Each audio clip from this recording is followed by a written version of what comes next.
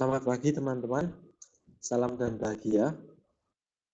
Pada perkuliahan teori kali ini, kita akan melanjutkan tentang gambar rakitan. Jadi, kemarin Anda sudah membuat contoh gambar rakitan, tapi modelnya masih menjiplak ya, maksudnya menjiplak dari gambar yang sudah ada. Nah, semoga dengan menjiplak kemarin itu, Anda juga tidak hanya menjiplak saja, tapi Anda juga mempelajari bagaimana membuat gambar rakitan yang baik dan benar. Nah, sebentar. Sebelum memulai, saya akan membuka buku kompetensinya dulu.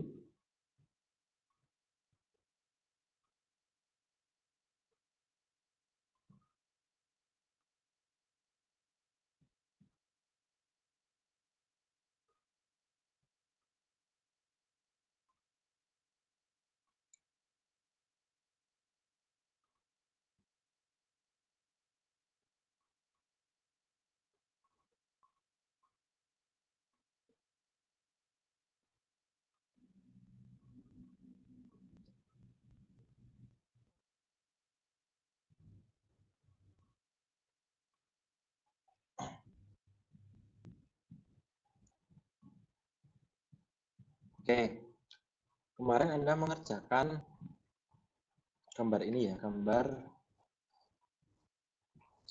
ini, tetapi modelnya masih Anda menjiplak dari gambar yang sudah ada. Silakan Anda lihat lagi gambar tersebut, kemudian Anda pelajari bagaimana membuat gambar rakitan yang baik dan benar. Sebenarnya materi ini sudah saya berikan di pertemuan sebelumnya, di pertemuan teori ya. Jadi ketika Anda, sedikit saya review aja ya, ketika Anda membuat gambar rakitan, itu pertama yang Anda buat adalah gambar rakitannya dahulu seperti ini.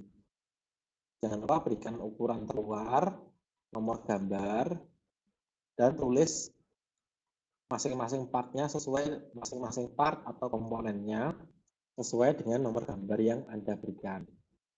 Nah, pemberian nomor gambar itu urut ya, mulai dari atas bawah atau dari bawah ke atas seperti ini. 1, 2, 3, 4, dan seterusnya. Nah, ketika nomor gambar ini sudah, oh ya, yang perlu diperhatikan lagi, nah seperti ini material misalkan. Material diisi juga, ini nama part masing-masing partnya, kuantitinya berapa, nanti sesuai dengan gambar yang Anda gambar. Dan juga penomoran gambar. Nah ini, kalau nomor part itu menunjukkan pada partnya, pada nomor komponennya. Tapi kalau nomor gambar itu menunjukkan pada kertasnya, kertas Anda menggambar gambar tersebut. Nah, untuk gambar rakitannya sendiri, nomor gambarnya adalah 0, 0, dan 0. 0 3 kali ya. Kemudian nanti gambar item 1 ya dari 00, 1, 02, 03, dan seterusnya. Nah, jangan lupa ketika Anda membuat gambar rakitan, itu tujuan Anda apa? Tujuan Anda itu adalah untuk menjelaskan bagaimana komponen itu dirakit menjadi sebuah rakitan yang utuh seperti ini. Jadi bukan untuk membuatnya secara proses permesinan, tapi untuk merakit. Jadi sebisa mungkin Anda perlihatkan dalamnya kalau perlu. Anda perlihatkan kalau ada komponen yang kecil Anda perbesar dan sebagainya. Nah, untuk memperbesar komponen kemarin sudah saya ajarkan pakai detail A itu ya. Oke, kemudian setelah gambar rakitan selesai Anda gambar masing-masing gambar komponennya. Dari item 1 sampai item terakhir. Seperti itu. Nah, yang akan saya tambahkan di teori ini, ketika Anda menggambar gambar rakitan, itu ada juga yang namanya komponen standar atau standar part. Standar part itu adalah komponen yang tidak melalui proses permesinan. Jadi komponen itu sudah jadi, tidak melalui proses permesinan lagi. Contohnya apa? Nah, contohnya adalah baut, bearing, nut atau mur, dan sebagainya. Jadi komponen-komponen seperti itu tidak dibuat, tapi di proses manufaktur itu beli dalam keadaan sudah jadi. Nah, berarti yang harus ditulis adalah spesifikasi dari komponen standar tersebut. Jadi komponen standar itu tidak digambar, tetapi tetap ditunjukkan sebagai part di gambar seperti ini. Gambar teknik atau di gambar rakitannya ditunjukkan sebagai part. Sebagai contoh, ini ada gambar roller, di sini ada bearing. Nah, bearingnya ada dua, di sini dan di sini. Tapi ini dipotong sebagian agar gambar bearingnya kelihatan seperti ini. Ya, tentu saja bearingnya nanti diberikan nomor item juga. Ada juga nanti ini. Nah, ini adalah baut tanpa kepala, jadi namanya set screw. Ini juga ditunjukkan sebagai part atau sebagai komponen, ada nomor itemnya. Tetapi nanti ini tidak akan digambar, tidak ada gambar tekniknya, hanya ditulis di sini. Misalkan ini, item 21 itu adalah roll, atau item 1 ya, itu adalah roll. Nah, ketika Anda membuat itu dalam gambar teknik atau nanti di proses permesinan, Anda wajib menyebutkan materialnya apa. Dan tentunya sesuai soal. Kemudian, nah, item 2 ini, item 2 atau item 2 itu adalah komponen standar. Kalau komponen standar, itu Anda tidak perlu menyebutkan tidak perlu menyebutkan materialnya. Hanya tulislah kuantitinya secara jelas, nama partnya, ini laker ya, kalau dalam bahasa teknis itu adalah bearing. Nah, kemudian sebutkan spesifikasinya. Bearing atau laker itu ada bermacam-macam ukurannya. Anda tidak perlu memberikan ukuran, tapi berikan saja spesifikasinya atau kodenya. Nah, ini bearingnya dipakai itu adalah bearing 6004Z.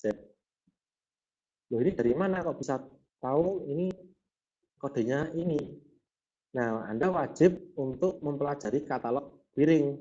Jadi Anda cari di Google nanti, ketika Anda menemui bearing, ketika Anda mempunyai gambar seperti ini misalkan, Anda diminta membuat gambar tekniknya dari rakitan ini, beserta komponen-komponen yang dibuat melalui proses manufaktur.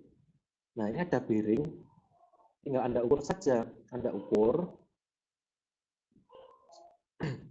ya, kalau ini ya. Agar mudah mengukurnya, ini Anda keluarkan dulu, atau Anda klik kanan, open.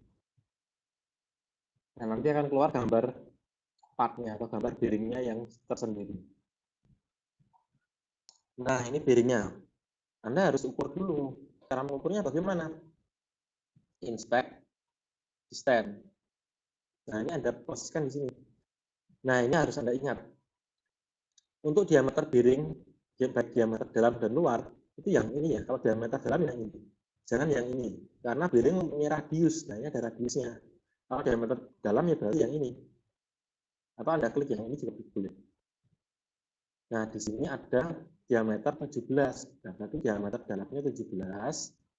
Kemudian diameter luarnya, kita escape dulu, kita ulangi. Diameter luarnya. Nah, kalau yang diameter luar yang ini ya. 35. Diameter dalam 17, diameter luar 35, dan tebalnya. Ini Anda escape dulu. Distance lagi, kita putar dulu. Bagian tebalnya berarti bagian ini dan bagian ini. Nah, tebalnya 10. Berarti Anda cari di katalog bearing yang bentuknya seperti ini, karena bearing juga ada banyak bentuknya. Ini kalau tidak salah ball bearing ya. Nanti silahkan Anda cari, biasanya di katalog ada gambarnya. Nanti silahkan cari katalog yang SKF saja.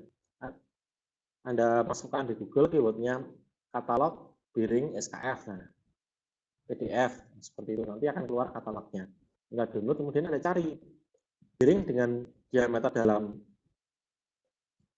17, diameter luar 35, dan tebalnya 10, itu bearing dengan kode apa atau dengan spesifikasi apa. Seperti itu. Baru kemudian ketika Anda sudah memperoleh spesifikasinya, Anda tulis di sini bearing berapa. Spesifikasinya, kuantitinya ada berapa.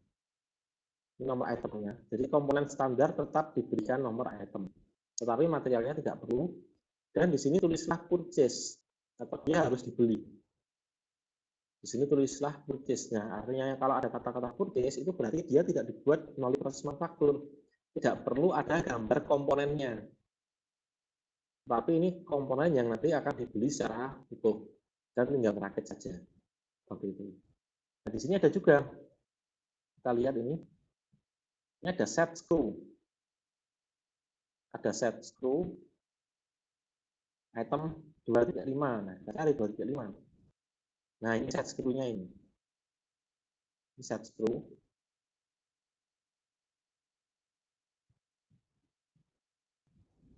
Kemudian di 3D-nya silakan nanti ketika ada soal di 3D-nya tinggal Anda cari itu diameternya berapa, diameternya 6 atau 5,8 itu berarti dia M6, ulirnya ukuran M6. Kemudian ini adalah panjangnya sekian. Jadi kalau baut atau kalau baut ya berarti nanti spesifikasinya nama bautnya, nama jenis bautnya, M berapa kali panjangnya. Seperti itu. Kalau set screw ya berarti set screw M6 kali 8. Tapi ulirnya M6, panjangnya 8.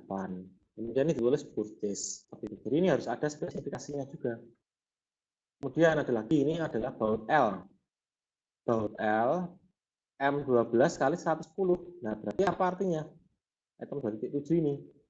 Artinya, ulirnya itu M12, ukuran ulirnya, panjangnya 110. Nah, kalau ada baut dengan kepala, itu berarti panjang di sini adalah panjang tanpa kepalanya. Jadi, bukan kepalanya tidak dihitung. Misalkan, nah ini set screw-nya ya. Item 2.7, nah ini 2.7. Maaf, ini baut L-nya. Item 2.7 ya berarti panjang 110 itu Anda ukur dari sini, bagian ini, sampai bagian mentok ke bawah. Sampai mentok ke bawah seperti ini. Dan tentunya nanti kalau Anda suruh menggambar pasti ada gambar 3D-nya sebagai soal. Anda ukurnya dari sini sampai sini, itu berapa? Kemudian ulirnya yang dari sini itu diameter berapa? Kalau ulir diameter misalkan 5,8 atau 5,7, nah berarti itu adalah bulatkan ke atas, berarti itu M6. Kalau diameter ulirnya itu adalah 7,8, berarti M8, dan seterusnya. Kalau 8 ya M8, seperti itu.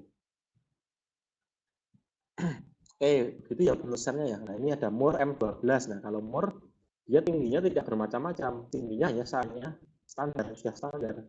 Berarti dia tinggal mur M12, 28. Nah ini barangnya ini. Purchase jangan lupa dituliskan di sini. Dan kuantitinya Anda hitung secara cermat. Lalu tulis di sini. Oke, selanjutnya. Itu untuk penggambaran dan penulisan komponen standar ya. Ya tentunya nanti kalau untuk barang yang tidak bisa diukur seperti ini, untuk spesifikasinya Anda cari di Google, nanti Anda cari katalognya. Misalkan Anda mencari katalog biring ya nanti tinggal masukkan saja katalog biring PDF. Nah, lebih baik kalau misalkan ada mereknya ya katalog biring SKF PDF. Nah, nanti akan keluar sendiri. Ini Anda download PDF-nya, Anda cari biring dengan bentuk seperti ini, ukurannya sekian. Anda cari, Anda dapatkan kodenya seperti itu. Oke, kita lanjut. Untuk teknis penggambarannya, kalau Anda lupa, silahkan Anda buka lagi video yang kemarin. Kalau tidak ada di situ penjelasan yang Anda cari, silahkan tanyakan di WhatsApp group, agar kita bisa diskusi juga. Oke, sekarang saya akan mengajarkan bagaimana kita membreakdown gambar ini. Jadi, nanti di pertemuan ini, tugas teori Anda itu adalah menggambar gambar ini. Ini ada gambar 3D, sudah dirakit. Nanti gambar 3D ini Anda buka dengan Inventor, kemudian Anda ukur-ukur sendiri. Cara mengukurnya sudah saya ajarkan ya kemarin ya. Tinggal inspect, distance, nah ini tinggal Anda ukur-ukur saja. Panjangnya berapa, lebarnya berapa, diameternya berapa, sesuai kebutuhan Anda. Oke, nanti file ini akan saya simpan dengan format step.step.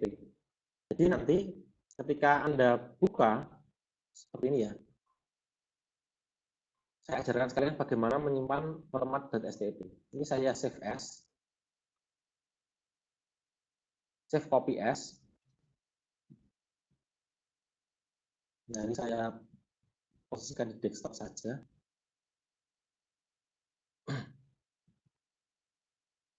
Nah, ini Anda ganti STEP. Kemudian save.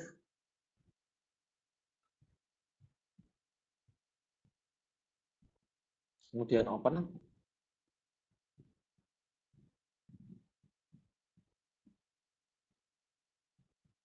Ini ketika nanti ujian di praktikum, Anda disuruh untuk menyimpan dalam format STEP. Ya, caranya ini saya ajarkan sekalian. Cari filenya. Nah, ini Anda ganti dulu all file.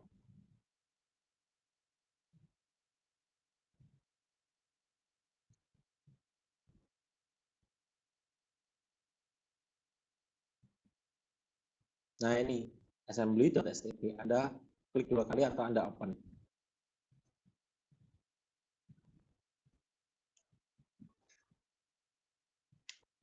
Tunggu sampai terbuka.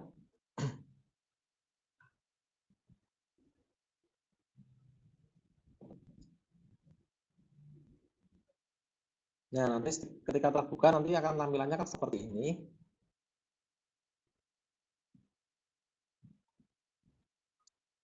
Kemudian ini jangan Anda geser-geser ya, karena kalau format STEP ketika Anda geser itu langsung berantakan seperti ini.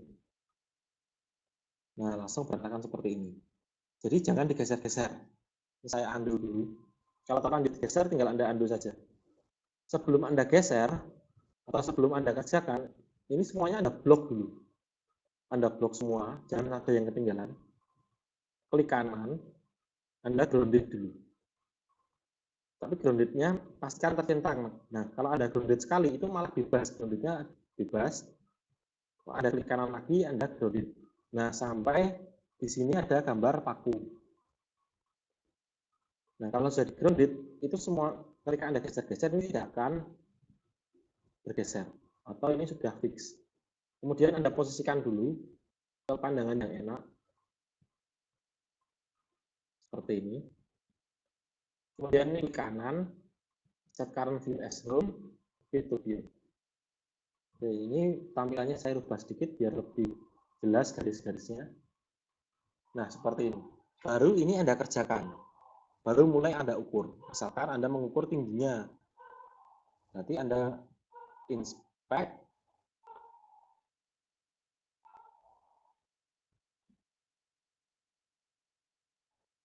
Distance.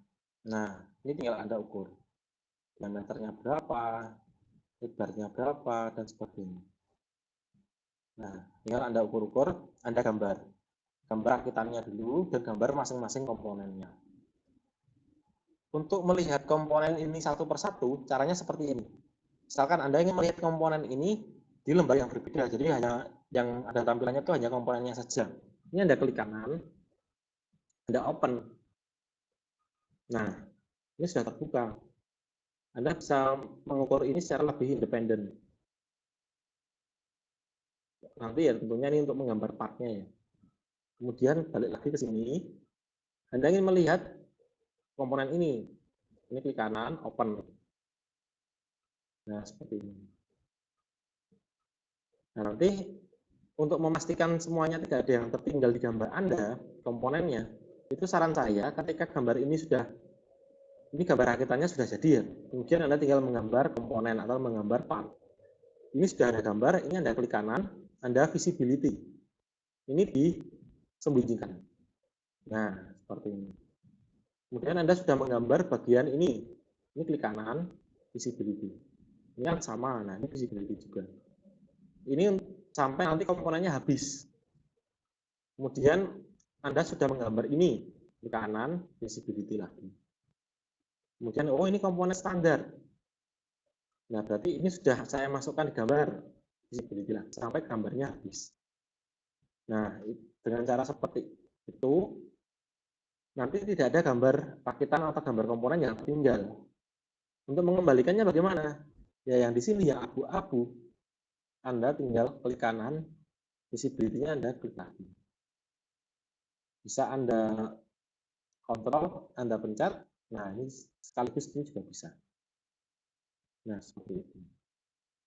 Oke, ada satu lagi komponen. Nah, ini komponen ini namanya adalah snap ring ya. Snap ring atau sigring. Nah, tulisannya seperti itu. Anda bisa cari juga katalognya.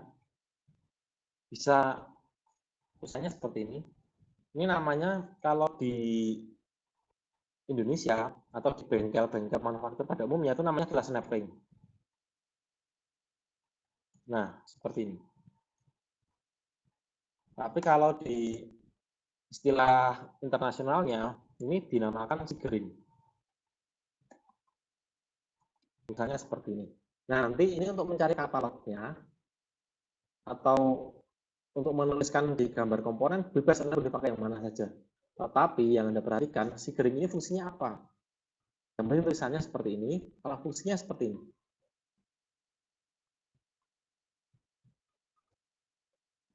Nah, ini ada shaft, tapi tidak bergerak. Nah, shaft yang tidak bergerak itu namanya aksel ya. Namanya aksel. Nanti namanya Anda samakan dengan ini saja. Yang di gambar teknik atau yang di proses manufakturnya ada 3 yang digambar teknik atau di proses manufaktur. Ini yang pertama, kedua, dan yang ketiga ini. Ini sama, ini dan ini sama. Nah, ini kan fungsinya shaft-nya ini tidak bergerak, sehingga namanya bukan shaft, tapi aksel. Aksel itu adalah shaft yang ketika berfungsi dia tidak bergerak. Yang bergerak itu adalah bearing-nya ini. Jadi shaft-nya diam, bearing-nya yang bergerak. Kalau kita lihat di sini,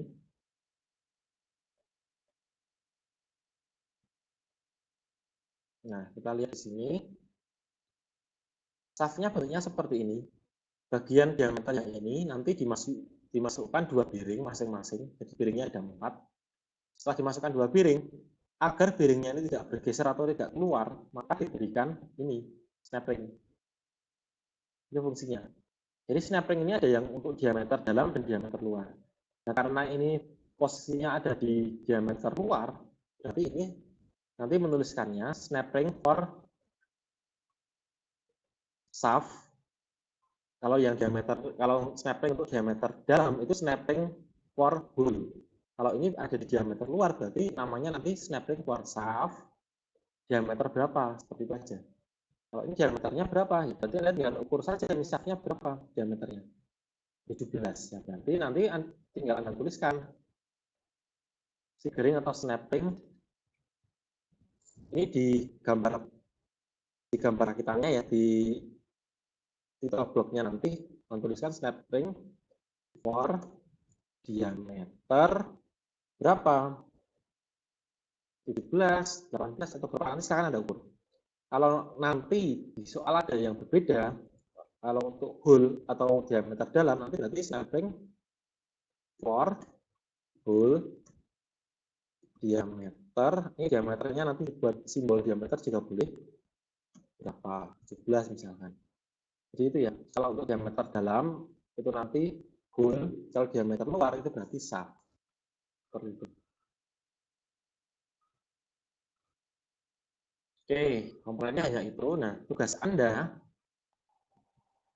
itu adalah menggambar komponen ini atau gambar rakitan ini, gambar 3D rakitan ini nanti akan saya share dalam format STP ke Classroom. Silakan Anda gambar rakitannya dan gambar komponen yang diproses manufaktur.